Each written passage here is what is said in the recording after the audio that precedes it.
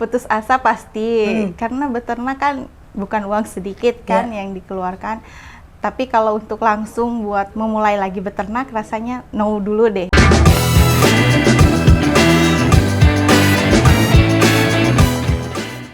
Halo Sobat Kartu Prakerja, balik lagi di podcast Jadi Bisa. Buat yang belum tahu, program Kartu Prakerja adalah program peningkatan kompetensi untuk angkatan kerja di Indonesia. Karena kita percaya semua orang punya hak yang sama untuk meningkatkan kompetensinya.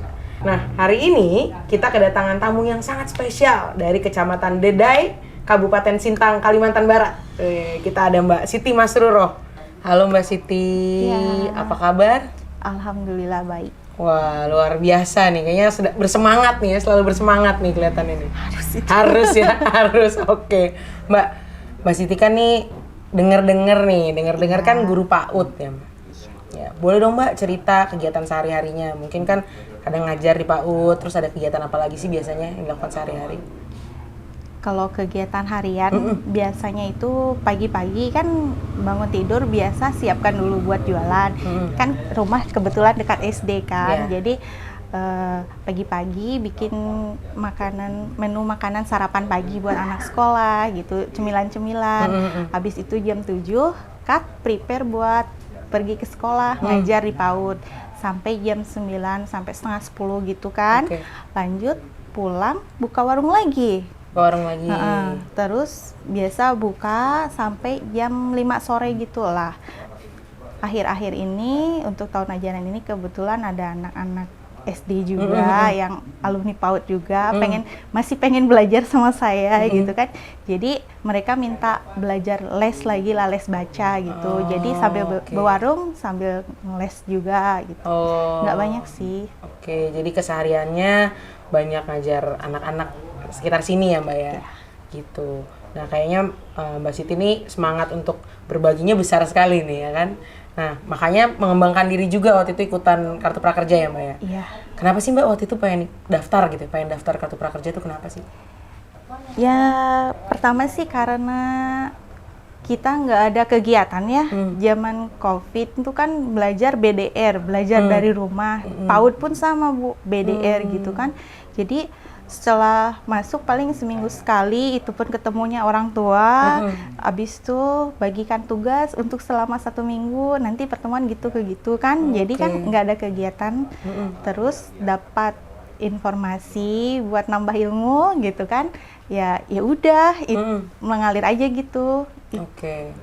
Waktu itu proses daftarnya mudah nggak Mbak? So far sih buat saya ya. Lumayan lah, mudah lah, nggak sampai kayak dengan orang kan berkali-kali gagal gitu kan. Kalau saya alhamdulillah nggak perlu berkali-kali gagal gitu, sekali daftar langsung masuk. Dapet. Waktu itu ikut pelatihan apa aja tuh Mbak? Kemarin itu yang diambil pelatihannya tuh pertama basic memasak dari Chef Juna, kemudian fotografi dari siapa ya, lupa ya, kemudian teknik meracik kopi, terus yang satu lagi sampai dah lupa lah saya karena pelatihan yang terakhir tuh saya nggak bisa buka. Kebetulan setelah daftar beli pelatihannya, HP saya rusak. Jadi nggak bisa ditengok lagi kan, jadi ya sudah akhirnya pas terakhir mau cari lagi pelatihan itu tetap nggak bisa terbuka. Wah gitu ya, waktu itu ada kendala terakhir karena HP rusak teknis ya. itu. Banyak juga ya pelatihannya yang diambil beda-beda tuh. Itulah kan kita ngambil kemarin dari Tokopedia kan, jadi maklumlah ibu-ibu kan, cari pelatihan mana nih yang murah biar bisa dapat banyak tapi ilmunya tuh cocok gitu buat kita. Jadi cari yang di Tope, cari yang ada diskonnya, yang murah-murah, yang biar bisa ngambil pelatihan banyak gitu. Tadi pelatihan masak gitu ya. Iya. Makanya mungkin diaplikasikan ya untuk bikin menu-menu sarapan anak-anak SD ya. Iya. Terus fotografi ya tadi ya. Fotografi, satu lagi tadi meracik kopi. Gitu. Nah, itu kan tadi Mbak Siti juga sudah sempat sebutkan kalau kemarin sama pandemi banyak belajar dari rumah dan Mbak Siti juga waktu itu ikut pelatihannya online semua ya. Iya. Kalau ada kesempatan Mbak untuk misalnya pelatihan offline, sebenarnya lebih suka pelatihan online atau pelatihan offline? Excited tuh kalau online. Oh gitu ya. Kalau offline bersemangat ya. Iya. Kenapa kira-kira? Karena kita kan bisa face to face dengan trainernya, terus kita kenalan sama kawan-kawan baru lagi, kita bisa sharing di situ, bisa sharing ilmu, terus udah gitu kita bisa kenalan lagi, nambah teman itu, nambah wawasan lagi kan, nambah experience kita lagi. Oke, jadi kalau misalnya ada kesempatan untuk pelatihan offline, wah pengen nih cobain gitu ya pelatihan offline. That's right. Oke, mantap. Nah, tadi kan saya ngeliatnya dari cerita Mbak Siti, ikut pelatihan banyak, terus merasa bahwa kok pelatihan offline juga seru nih, walaupun online kemarin juga akhirnya bermanfaat gitu ya. Menurut Mbak Siti nih, seberapa penting sih Mbak program-program seperti ini nih, program-program pelatihan seperti ini nih untuk khususnya untuk mungkin angkatan kerja di Indonesia ya? Oke, kalau ditanya seberapa penting, buat saya yang suka cari ilmu gitu kan, penting banget dan itu sangat membantu bagi kami gitu, karena walaupun memang dari prakerja saya sering ikut pelatihan, kemudian dari yang lain juga kalau ada pelatihan-pelatihan gitu biasa online ya, biasa saya ikuti gitu. Jadi itu bisa meningkatkan kualitas kita sebagai manusia gitu. Dan kedepannya itu kan bisa bermanfaat juga buat kehidupan kita sehari-hari, buat lingkungan kita di sekitar gitu.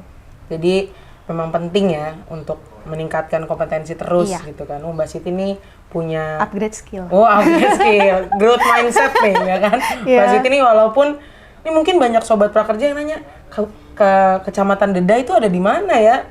Jauh gitu ya. Tapi tetap punya semangat untuk kayak meningkatkan kompetensinya gitu kan. Nah, Mbak kan kalau ikutan kartu prakerja itu dapat insentif. Ya kan? Boleh cerita nggak Mbak, waktu itu tuh insentif yang diberikan dipakai untuk apa sih Mbak? Kalau dipakai untuk apa, sempat juga dipakai buat usaha. Kan pas ikutan prakerja gelombang kedua itu masih COVID ya.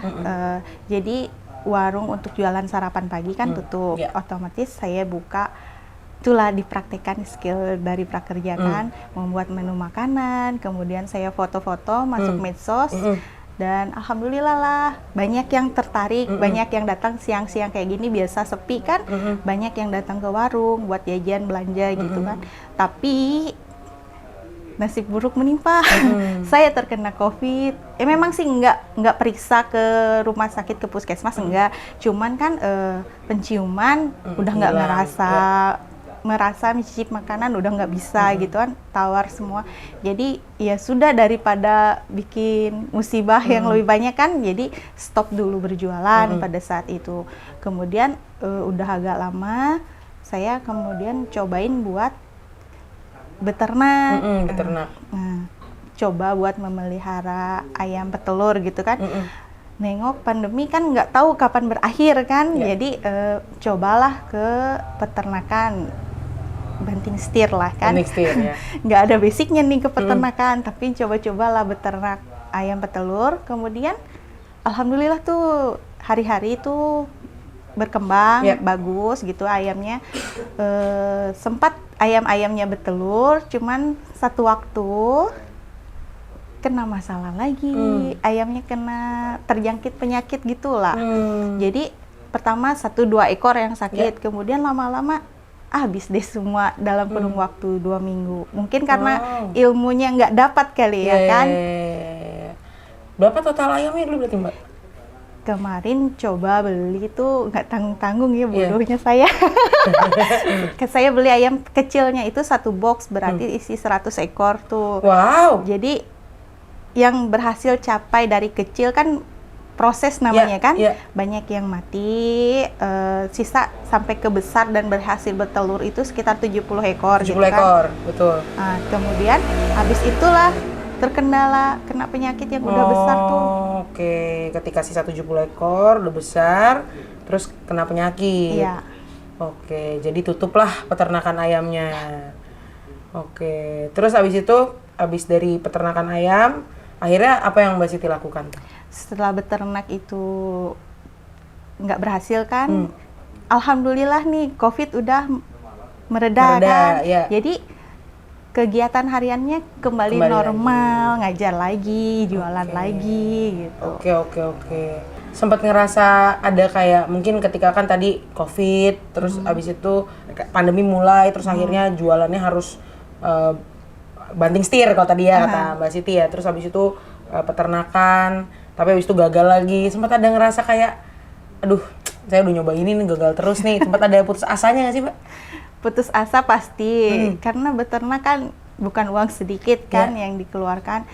Tapi kalau untuk langsung buat memulai lagi beternak rasanya no dulu deh. Mending ke passion yang lain aja yang seperti biasanya paling berjualan kayak gitu kan, bikin makanan sehat dijual gitu. Itu rasanya lebih baik lah daripada harus kembali beternak. Iya, karena tadi kalau Mbak Siti sebutkan masih belum sehat. Ilmunya juga ilmunya belum dapat ya. Mau pelatihan prakerja lagi napa? Pelatihan prakerja lagi masih kurang ya, masih kurang ya. Jadi kan Mbak Siti nih berkarir juga sebagai guru PAUD gitu ya. Terus udah gitu punya usaha juga. Nih, Mbak Siti nih merasa mending berkarir atau punya usaha? Kalau disuruh milih. Oke, ya kalau disuruh milih untuk income ya. Saya rasa saya akan memilih usaha. Tetapi kalau kita usaha tuh kadang nggak pernah puas hasil dari usaha itu kan. Jadi dengan mengajar anak-anak walaupun income-nya sangat kecil gitu kan, dan bahkan masa depannya bisa dibilang suram karena kan bukan sekolah negeri ya yang bisa diangkat jadi P3K atau apa, tapi bersama anak-anak lebih membahagiakan karena kan kita bisa berbagi ilmu gitu. Ini kalau dari tadi Mbak Siti bagaimana caranya untuk tumbuh terus, juga bisa berbagi ilmu gitu. Bahkan murid-muridnya yang dari PAUD lulus SD masih mau diajar sama Mbak Siti gitu kan, datang ke sini. Sekaligus misalnya jajan-jajan di sini juga kan, Mbak? Pasti. Iya. Tapi tadi Mbak Siti juga cerita gagal coba lagi gitu ya. Terus insentifnya tadi dipakai juga untuk modal usaha. Betul ya, Mbak ya? Sebagai. Nah, kalau misalnya nih menurut Mbak Siti, jadi lebih penting insentifnya atau pelatihannya, ilmu yang dapatkan nih? Pelatihannya dong. Oke, pelatihannya. Kenapa tuh, Mbak? Kalau pelatihannya apalagi gratis kan, itu lebih baik gitu. Kalau insentif tuh sehari juga bisa habis. Kalau kita dapat pelatihannya, setelah pelatihan kita bisa gunakan hasil ilmu dari pelatihan itu untuk dapat uang yang lebih banyak lagi. Betul tidak? Betul. Kayak tadi misalnya, kalau misalnya ada kesempatan lagi untuk ikut pelatihan, mau coba pelatihan peternakan kali ya, Mbak ya? Atau enggak? Ada nggak sih? Kalau ada, mau boleh coba lah. ya? Oke. Tadi kan juga Mbak Siti udah sempat mention lah di awal ya, kalau pelatihan offline serunya karena bisa langsung berinteraksi sama tutornya, bisa langsung bisa dapat teman baru gitu ya. Nah, Mbak, kalau dari skala 1 sampai 100 gitu ya.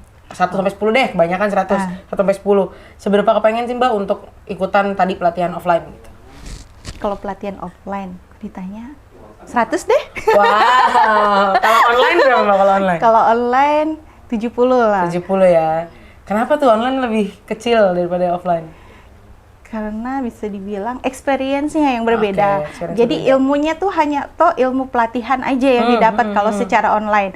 Kalau secara offline kan kita jadi makin karakter kawan-kawan, mengenal daerah lain lagi kan, sambil secara face to face itu lebih excited gitu kan. Iya. Oke, menarik. Nah, Mbak, kira-kira nih, kalau misalnya ke depan kan program Kartu Prakerja terus berjalan nih. Iya. Ya. Kira-kira apa sih Mbak harapannya Mbak Siti sendiri untuk program Kartu Prakerja gitu? Harapannya? Gimana kalau prakerja diadain pelatihan offline? Oke, pelatihan offline ya? Iya. Offline. Oke, prakerja diadain pelatihan offline. Itu harapannya. Tiap apa Mbak? Tiap daerah dong. Tiap daerah dong. Oke, jadi setiap daerah harapannya ada pelatihan-pelatihan offline ya yang bisa dilakukan. Nah, tadi juga mungkin Mbak Siti sempat mention soal gimana ketika misalnya pandemi mengubah mindset. Apakah sebelum adanya program Kartu Prakerja Mbak, tuh udah kepikiran buat ikutan pelatihan-pelatihan juga kah? Atau emang kebetulan ternyata ada program ini gitu? Atau gimana? Alhamdulillah sih sampai saat ini bisa dibilang senang mengikuti berbagai macam pelatihan untuk menambah wawasan gitu kan. Jadi pas kebetulan wih ada pelatihan kartu prakerja nih kan, secara gratis pula, nggak perlu berbayar. Ala, disitulah saya sangat bahagia. Nambah skill ditambah gratis pula gitu kan. Nambah skill terus udah gitu gratis gitu ya. Oke. Nah, kalau misalnya tadi kita misalnya bikin pelatihan offline di daerah-daerah gitu ya. Apakah, ini pertanyaannya karena Mbak Siti kan suka ngajar nih. Kalau Mbak Siti tuh bersedia nggak sih kalau misalnya misalnya nih ada yang mau belajar sama Mbak Siti gitu, meneruskan apa yang Mbak Siti dapat dari pelatihan, tuh kira-kira suka juga nggak sih melakukan itu? Alhamdulillah sih sejauh ini kalau ada orang-orang yang memang mau belajar bareng-bareng gitu kan, berbagi ilmu lah kan, saya sangat senang sekali. Boleh yang mau silakan aja ke rumah gitu. Biasa sih berbagi ilmunya kayak gitu aja. Oke, jadi kalau ada yang dari sekitar sini mau datang, mau berbagi ilmu gitu ya. Itu mungkin salah satu dampak dari pelatihan yang udah Mbak Siti ambil, bisa dibagi lagi. Ada nggak sih Mbak selama ini yang datang gitu, misalnya tadi meracik kopi gitu atau fotografi? Kalau suka tanya-tanya nggak? Kalau untuk fotografi, ya ada yang nanya-nanya, bahkan minta dibikinkan dong gitu kan. Kalau untuk meracik kopi belum lah, karena belum dipraktekkan. Belum praktekkan. Oke.